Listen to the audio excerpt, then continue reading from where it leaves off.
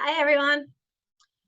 Are we ready to be rock stars as we talk about COM 101 informative speeches? I hope everyone starts to have that mindset that this really is going to be your 4 to 6 minutes of COM 101 rock stardom. And I've really been enjoying checking out your last discussion board posts on public speaking. I think one of the common denominators that we're seeing is that when people were comfortable with the topic, when people had practiced more, they had a more enjoyable experience. And I'm hoping that's exactly the way that it's going to be as we move into speeches in COM 101.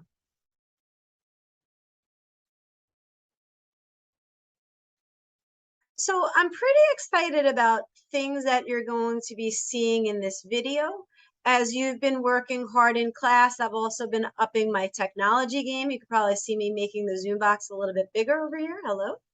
So when I was offering the extra credit from the last couple of weeks when I was looking at the contrasting videos, one of my bigger concerns was that I wasn't setting a bad example, that I was going to be in a very tiny box.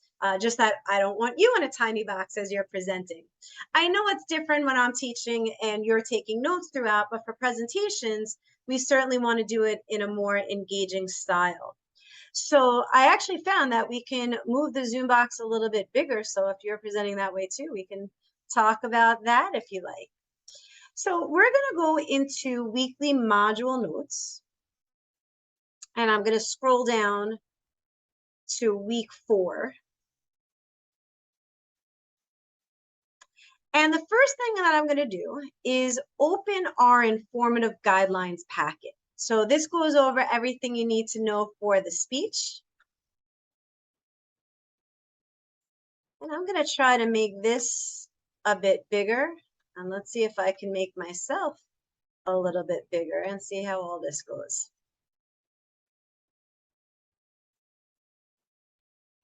What you want to do, again, in our triple speed semester, is that you're picking something you're really interested in, that the research is going to be very, very enjoyable to you.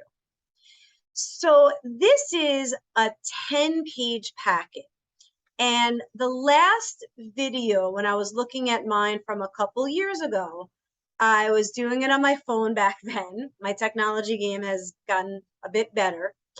And the juice had run out, or actually it wasn't the battery. I think it was the space on my phone ran out.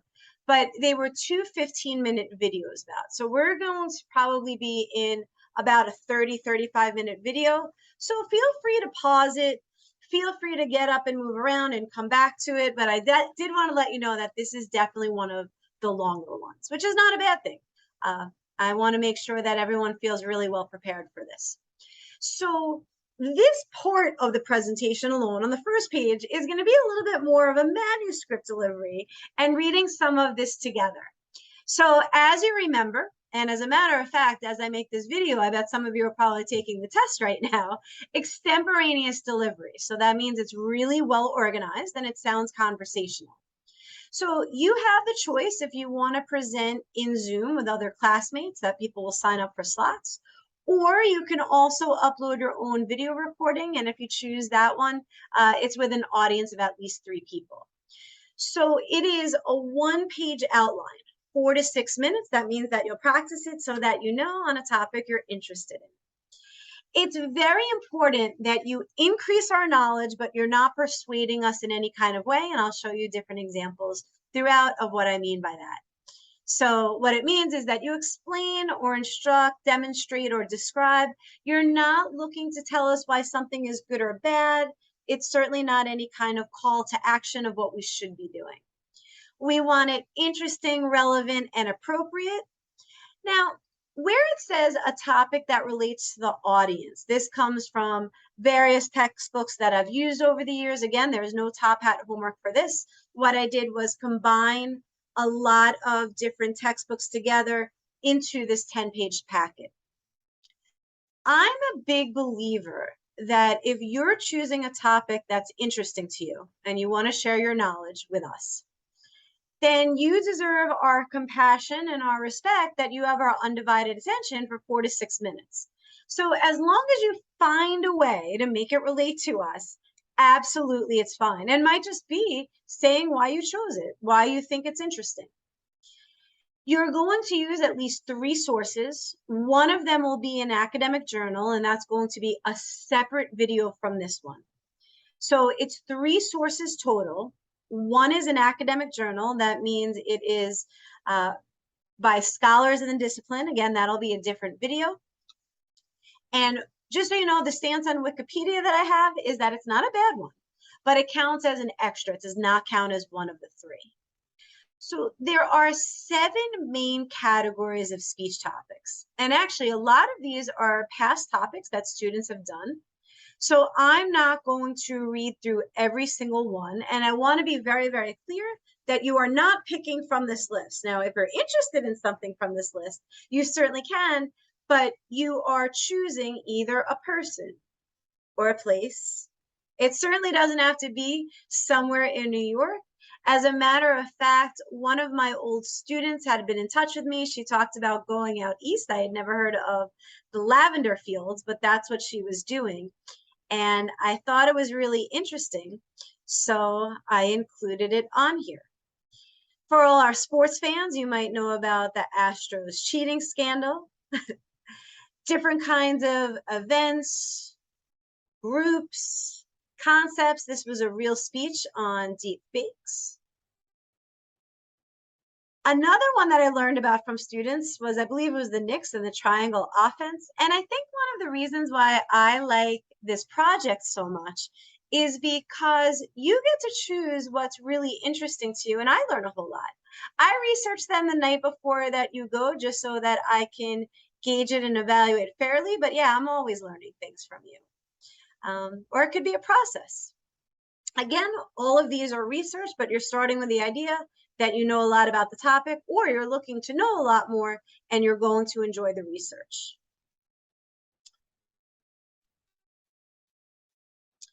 In terms of visual aids, yes, you will have one. It shouldn't be the entire speech, but it enhances the speech. So especially with our technology, you can use a Google image, a chart. You're probably not going to make a poster for it, but you can certainly have an object. So if you were doing something with cooking and you wanted to hold your spices up, I don't know if anybody's ever tried this one from Trader Joe's, everything but the bagel, delicious. But yeah, an object can also count as your visual aid. Sometimes what people do is they want to use YouTube clips. If you're going to use a video, then you clip it at 1 minute. So a video should never be longer than 1 minute. If you're going to do a PowerPoint, make sure that you have very little text. We don't want to be reading it throughout. And as you're noticing in my video, you can actually make yourself look bigger if we are doing it with different ways of recordings. Again, if you're recording in Zoom, if you want to have an audience with Zoom, you could do it from different people. You could do it in your house or at work. Or again, you could come right to a Zoom class with your classmates that I'll be setting up for it. As we move through this, what your outline is, and that's what you're turning in. You're not writing an essay, you're not writing a speech, you're actually turning in an outline that you're going to see on the next few pages. We'll talk about specific goals. It begins to inform my audience, but you actually don't say it. You're going to narrow down your topic. We're going to go over the intro, that is 3 parts of the attention getter, why you chose the topic, and the research history, which is usually where people use the academic journal. We'll talk about the thesis that previews each main point in order. That's what we do in a speech class. You might hear in your English class that it's a theme. Here in COM 101, you'll actually say what your main points are going to be. In terms of those main points, you can have them anywhere between 2 and 5. They'll be evenly balanced, and we'll talk about parallel structure. For organizing, people might do it in a chronological, in a time order. It might be subtopical by different headings, and it might be spatial. That's usually one of the least common. Years ago, I had a student who in his previous life, before he was a college student, he was a truck driver, and his visual aid was a map of the United States. And it was really interesting. He talked about how if you look at different interstates and different highways, anything that is odd numbered, it goes north and south. So if you've ever driven to Florida on 95, if you've ever driven upstate New York on 87, north and south are all the odd numbers. His was a spatial delivery. His next part of the visual aid was on the United States, that goes east to west. So if you've ever driven across Pennsylvania on 78, or you know the famous road of 66 that goes all the way across the country, that was the spatial. We'll talk about the conclusion that has the recap of the thesis, and the clincher will go over attention getters. Reference sheet, you're more than welcome to use the APA style or the MLA. I have that up in Blackboard. And again, for delivery, we're talking about the conversational, extemporaneous, well-organized style. And in terms of feeling comfortable, absolutely, the more you practice, I would say run through it 4 or 5 times, the better you're going to feel. In fact, even when I make these videos, I find that I make mistakes. I certainly don't stop every single time I make a mistake. But even when I was having trouble with the technology in the beginning, those are takes that you don't see from this. It was things that I needed to practice that I wasn't used to doing. Just like you may not used to be giving presentations, you want to practice before you're actually doing it. And definitely, without a doubt, you're going to feel more comfortable. I promise. This is what you're going to be turning in. What a lot of students like to do is actually type right over mine, and they take off everything that I have on it at the end. So they take off where I have the red, they take off all the parentheses, but then you can model it exactly the way that this is. So this is a sketch of what you'll be turning in, and assignments go here. We're going to go over each part in the 3 examples that I have. So the specific goal is narrowed down. So to inform my audience, for instance, you could never teach us all there is to know. If you were a history buff and you want to do it on the Vietnam War, you can't teach us all there is to know about the Vietnam War in 4 to 6 minutes. So maybe you're going to narrow it down to the top 4 reasons that the Vietnam War occurred, and that would go up in this. When we move into the next part, I'm actually going to talk about how I think you should do the thesis and the body first, and then come back to the intro. When you do the thesis, when you do all the research and you preview each main point in order, it's going to be very easy at that point to do the body. So when you do the body, it's going to be quite easy then to go back to the attention getter, that we'll talk about on one of the pages coming up. The SOS is the statement of significance of why you picked the topic. And establish credibility. That means we know right in the beginning that you've been doing research, and that's where you could use the academic journal. Notice that the lines are short here. So the way that we get it to a 1-page outline is that you might write just 1 line and then ... We'll go over the conclusion where you recap the thesis, and the clincher is going to go back to the attention getter. The visual aid you can show anywhere before the conclusion, and the reason why it's anywhere before the conclusion is that if we think you're done and your audience or our audience in Zoom is ready to clap for you, and you say, wait, let me show you my visual aid, as great as that might be, nobody probably wants to see it at that point because we thought your speech was over. It's like the student who says, wait, you forgot to give us homework once the teacher was letting everybody out from class. You're going to say where you got your information from. This is actually different from the reference sheet. So when you cite your sources, you'll say, and I found this out in the July 30th edition of Newsday. And I found this out at the Journal of Psychiatry. You're telling us where you got the information. Then you'll have a separate reference sheet in APA or MLA style. Moving on, I have 3 different examples for you. So the very first one, I actually wrote quite a while before the 2016 election. My COM 105 public speaking class focuses a lot on current events, and they wanted to see a current event one, so I put this in for them. You'll laugh as I go through this in different ways. So you can see in the specific goal, I narrow it down to 3 aspects of the 2016 election. Again, I'm going to come back to the intro here. So as I do my research, that's when I actually put in the thesis to start.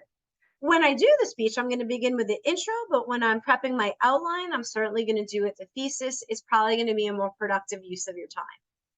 So today I'll be informing you about major differences between Democrats and Republicans, the top 2016 Democrat presidential candidates, and the top Republican presidential candidates. You'll notice as I go through the outline, as if I was doing my speech, you'd never know where I stand, because this is an informative speech. It is not a persuade. So I'm showing you a few different ways that you can organize your outline. These are different ways that students like, so I figured in the first example, I would show you different ways. That's why I have here, you're choosing only one way to consistently organize your A's, B's, and C's, whether it's in Roman numeral 1 with just keywords. So for instance, I'm really familiar with politics, that I can talk about Democrats and Republicans and where they stand with just using keywords. So if this was the way I was going to do my entire outline of keywords, I would do that throughout Roman numeral 2 and Roman numeral 3. I'm changing it on this one just because I'm using it as a model as I'm teaching it so that you could see various ways. Because I'm strict on one-page outlines, and the reason why I'm strict on one-page outlines is because I want that extemporaneous delivery. It's more engaging when you talk to us. So if you have limited keywords and you're practicing, then that way you're not going to need a whole lot of words and you're forced to talk to us as opposed to read. So this is what students have chosen to do when they highlight different colors of it. And again, only I'm going to be seeing your outline. You're not giving it to anybody if you have your own audience or if you're presenting in Zoom with other students. But this way, your eyes actually go to different parts of what you want to say, and the contrast is really clear. Now, what's interesting in 2016 is it turned out Biden did not run. I researched this so early that, as a matter of fact, Bernie Sanders, who was going to be pretty big in the election, wasn't even in the running when I did the research. And O'Malley and Webb had actually conceded and dropped out quite early. You can see I'm talking over here. These are notes to myself where I would show the visual aid. I'm talking about the websites. I would literally say, and I found this out, and I would describe what the 538 website is because chances are nobody ever heard of it before. When I move into the next part about Republicans, this is another way that you can organize your outline of A's, 1s, and 2s.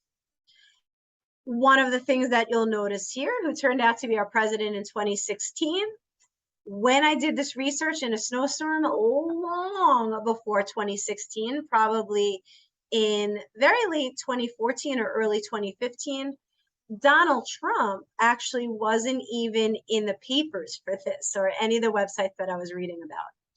So these are 3 different ways that you can organize. And again, you're just going to have everything in keywords. We're going to go over more about conclusions, about the recap of the thesis and the clincher that goes back to the attention getter that I'll talk about over the next few pages when we get up to it. This is probably the strongest outline. The reason why students like this one the best is because it has 5 main points. Now remember, you can have as little as 2 or as many as 5.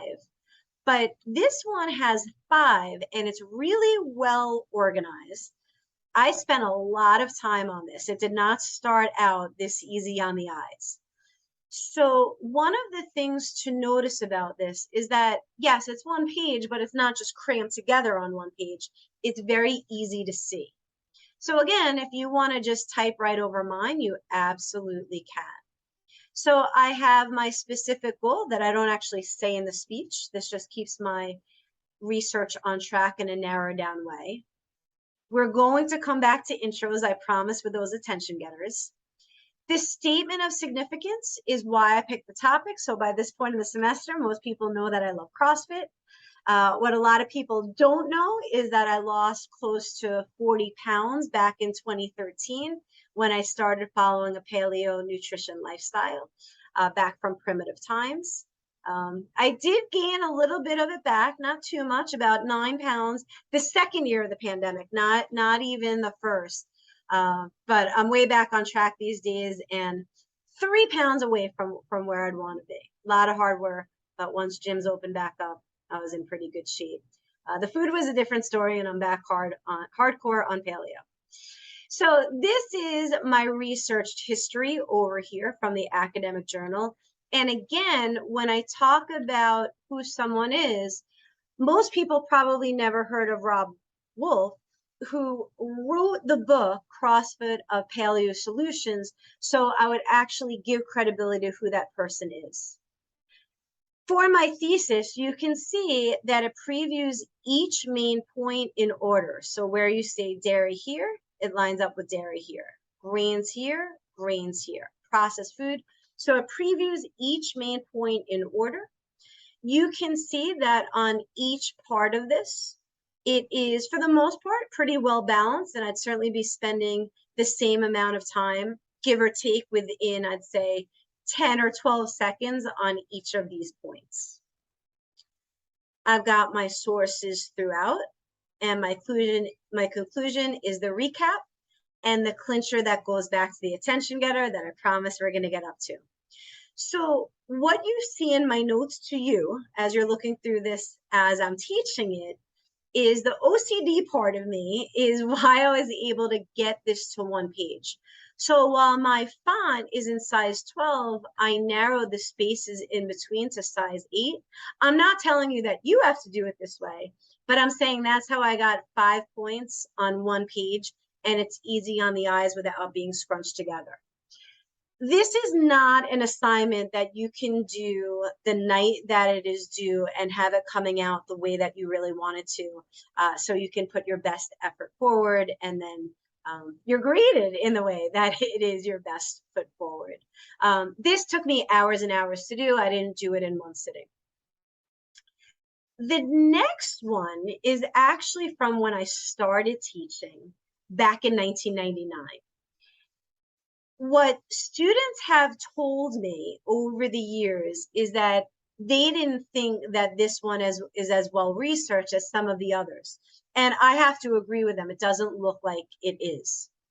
Now, the reason why I say that is because my research that's used over here comes from everything in the thesis. And because I lived this experience that I'll go into, is I can speak about what's on this website and all the navigation systems off the top of my head. The same thing with the Blue Ridge Mountains and the French Broad River in Tennessee. I know so much about it. I can talk about it off the top of my head with that research. I could teach about different knots and kayak strokes in whitewater rafting, again, from everything that I lived and the research that I've done, that I don't have it all on here. So I want to be very clear that you're not just storytelling. If you're doing it in keywords, you need to know that research extremely well. So again, I narrowed down my specific goal. Outward Bound is a wilderness school. It changed my life. As a matter of fact, I skipped my master's ceremony when I was about 26 years old to go on this wilderness trip. And I thought that at the age of about 26 that I was just going to discover more of my strengths. But what I found was pretty much all of my weaknesses, most of which I never even knew about at the time. And it's interesting because when I wrote this outline in 1999, the reason why I did it is because the example that they had in the textbook I was using was on different cheeses. I don't really like cheese all that much. Plus, I wanted to do an outline just like students were doing it. So I did it on one of my passions. And it's interesting that all these years later, in the midst of a pandemic that we all lived through a couple of years ago, where toilet paper was a luxury, that's what I chose as my attention getter back in 1999, which I'll come back to in just a few minutes.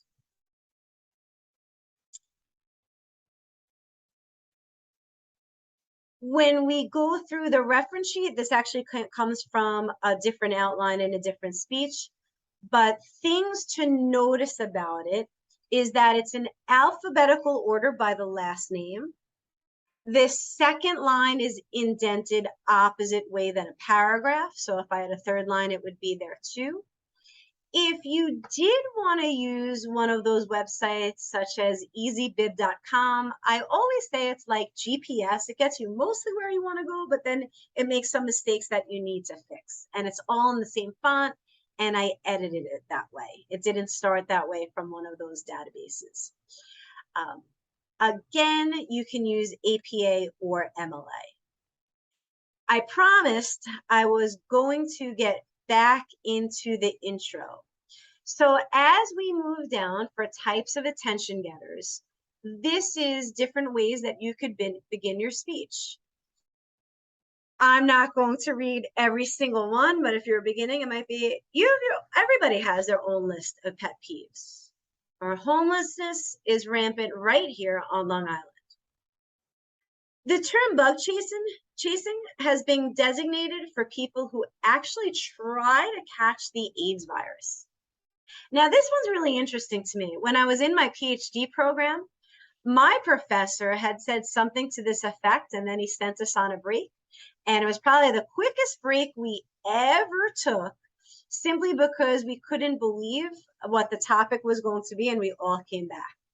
So what the attention getter does is exactly what it sounds like, is it gets our attention without saying, hi, my topic is, and I'm going to show you the examples that we just went over in the 3. You can try on different attention getters. That's why I tell you that you should do the thesis and the body first, and then you could try on different ones and see what works best for you. I'll do a whole different video on how to find an academic journal. This is the eval criteria. You'll see in weekly notes, I have another version of this up that is 99% the same. It just has it in boxes that I'll fill out, and then I'll upload it in Blackboard. But the truth is, as you practice it, you can teach all the parts that I'm going to go over on this in a few minutes to people as you practice, and then they can grade you on it. The same thing, I made a checklist, and then in the midst of the pandemic, when I was getting things back to students, I just did it in a Word document a little bit differently with boxes that you can check out for yourself. I'm going to go over this more in just a couple of minutes, but I do want to say too, if you work on your outline with 24 hours notice, just shoot me an email and we could set up a Zoom appointment and we can go over it together. I'm more than happy to before you upload it in terms of assignments go here. So I kept promising I'm going to go back to things. So that attention getter where you wow us is what we just went over. You all have your own list of pet peeves, or I have in one of mine. You may not notice this picture of me when I'm 30 pounds heavier. Statement of significance, again, is how you pick the topic. This is research from the academic journal. What you notice about the conclusion is the recap is going over the thesis one more time, and the clincher goes back to the attention getter. So as you're looking through all my outlines and you see everything that I have in red here, everything will start to line up. When we talk about the parallel structure, that's the first I'll tell you about, second I'll tell you about, third I'll tell you about. You're literally going to say those words. Usually students tell me that that sounds very odd to say, and I would never dismiss or trivialize that, but it's really helpful to the audience that we know that you're moving into your next main point. You'll see on my third outline that I use an action verb of outward bound stresses, outward bound stresses, outward bound stresses each time, and that's another way to do it. And then again, you're going to cite your source over here. So the parallel structure, it's like the chorus of a song. That's why you remember the chorus first. It sounds the same every single time. So my attention getter here, again, you notice I just have dot, dot, dot. That means at the end of that first line, I've practiced it so many times, 4, 5, 6 times, it does not sound memorized, but I know it so well I can just deliver it. So here I'm talking about that I could name so much about nutrition and lifestyle, but I couldn't name half as many presidential candidates because it wasn't all in the research until I did it. I talk about why I picked the topic, and then this is my research from the academic journal. We talked about the thesis on this, and again, you can see my parallel structure as I highlight this here. First, I'll tell you about, second, I'll tell you about, third, I'll tell you about. I'm going to expand on each part for that 4 to 6 minute time frame. And at the end, you see my recap. It's just in past tense of my thesis of what my main points were. And my clincher goes back to the attention getter. It's really just the same as what great comedians do. If you've ever listened to Eddie Murphy or Chris Rock or Kevin Hart or whoever your favorites are, Sebastian Maniscalco, I think is his name. They usually go back to something from the beginning of their bit at the end of their act. That's exactly what we do here. It doesn't necessarily have to be humorous, especially if you have a serious topic, but it ties it together really nicely. When we go through the next one, if my visual aid was a picture where I was much heavier, then I'm going into why I picked the topic, and then I'm going into research. My thesis previews each main point. This is my parallel structure. I just have key phrases in all my A's, B's, C's, and D's. As I scroll down, my conclusion, my recap is that thesis in past tense. And my clincher, that goes back to the attention getter, if I have a picture up of where I lost all that weight. If you're wondering, one of the best and worst things about losing all that weight is that I had to spend money getting my clothes tailored and go on shopping sprees because nothing fit anymore. On my last outline here, this is that wilderness school. So if this is how my speech were to begin, I don't actually say the specific goal. And remember, nobody's going to be seeing your outline except for me when you upload it and assignments go here, but the speech might sound something like, in my wildest dreams, I never thought buying toilet paper at CVS, even before the pandemic, would one day feel like a luxury. But to me, based on a wilderness trip that I went on when I was 26, I'm 49 now, it certainly did feel like a luxury. I picked the topic of the wilderness school Outward Bound because when I went on it, when I was 26 years old, I was a camp director at the time. I thought that I was going to keep discovering all my strengths, but what I actually found was so many of my weaknesses that I'd never been exposed to before. So I decided to pick the topic of Outward Bound because it was completely life-changing for me. According to the Journal of Experiential Education, Outward Bound is committed to the belief that the wilderness environment is a really good setting, that it challenges us to grow through self-awareness and different kinds of experiences.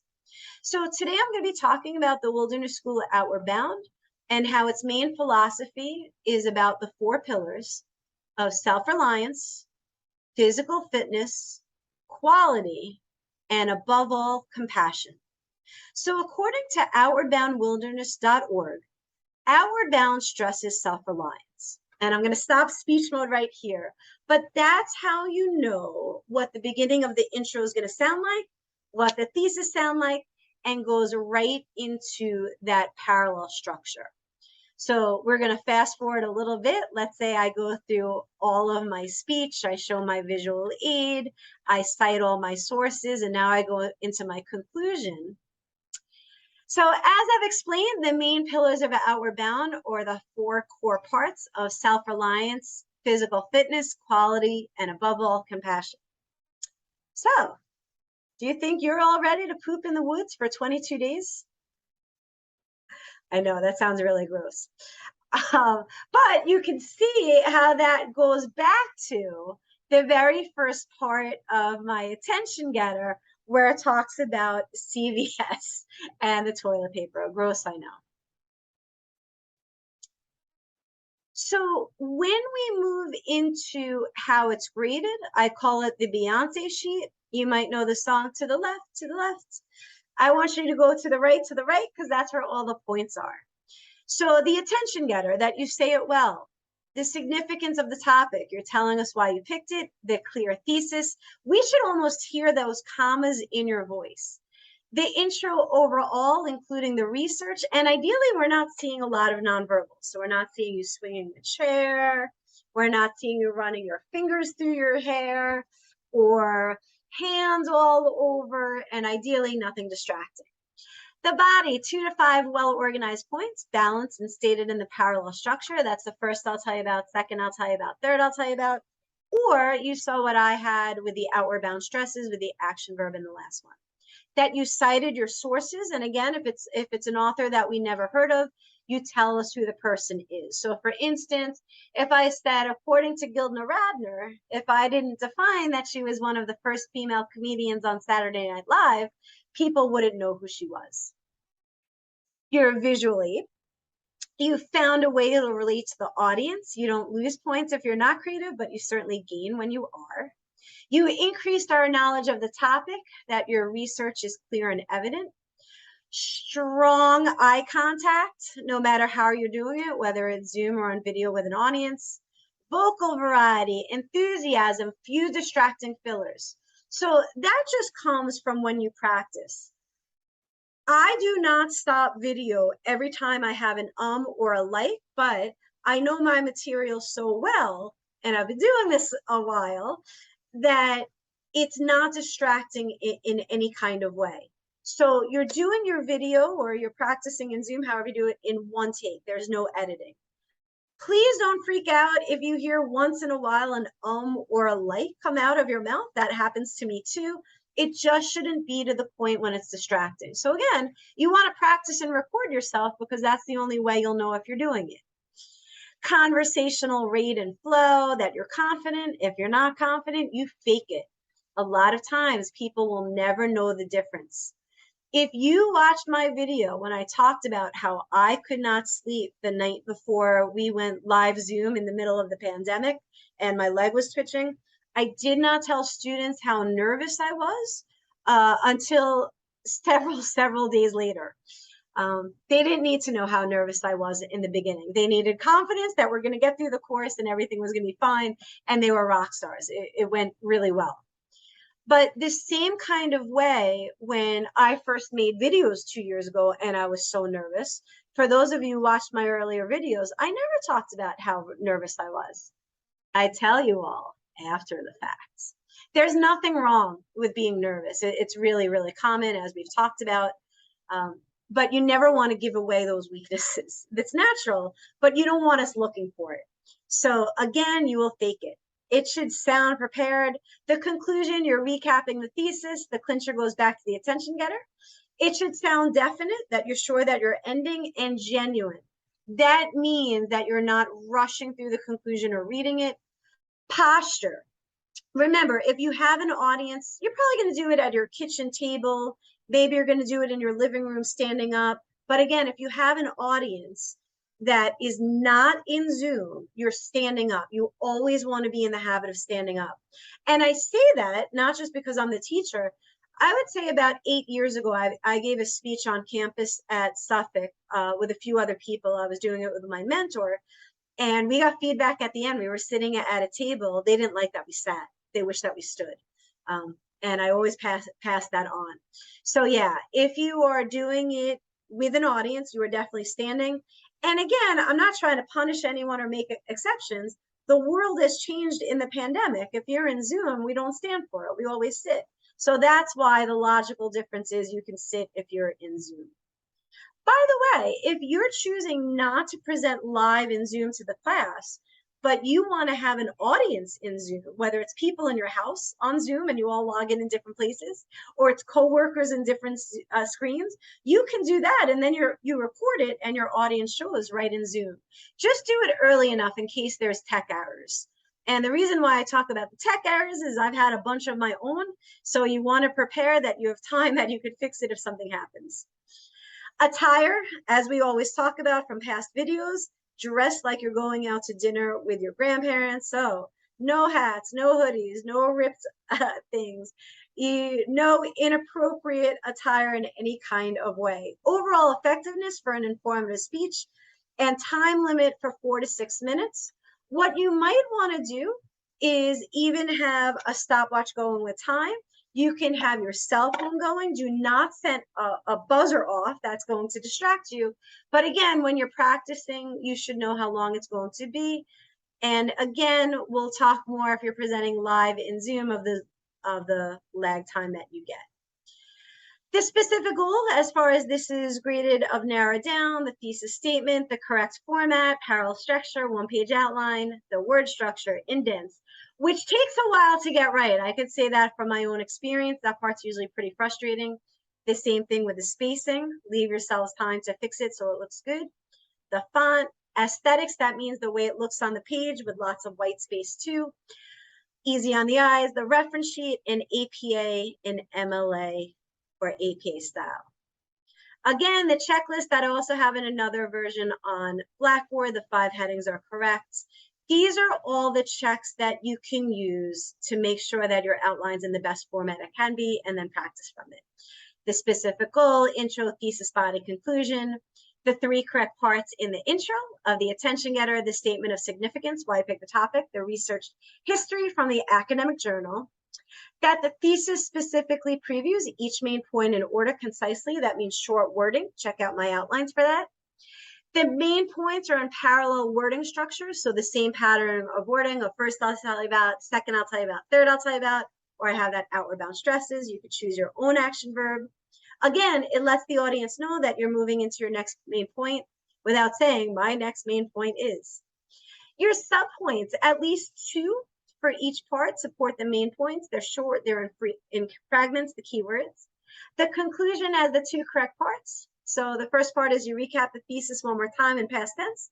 The clincher goes back to the attention getter. It's limited to 1 page. Again, you can do ... and the keywords. Easy on the eyes, that's really important. The font, the spacing, the indent, aesthetics, how it looks. The 3 sources, including the academic journal, are highlighted on the outline, so remember to state during the speech. Remember, you only need 1 academic journal. That will be in another video. And Wikipedia counts as an extra, not one of the 3. The visual aid is labeled. It comes anywhere before the conclusion. Remember, if you are doing a YouTube video, clip it at less than 1 minute. If you are doing a PowerPoint, make sure it's very little text. Sometimes students want to rival me in my clip art. I say, bring on the challenge. As far as all of this goes, the full grade for 15%, we're also talking about the reference sheet, that eval criteria, practicing out loud. And again, if you want to do it as a rough draft and you want to meet about it with 24 hours notice, I certainly can. So this concludes that 10-page packet, and I hope that this was very informative and really helpful for you. And feel free to post any questions, shoot me an email, and we can conference as well. Keep in mind, when you're choosing a topic, pick something you want to be a rock star about. Maybe you want to do something off your bucket list of life. Have a great night, everyone.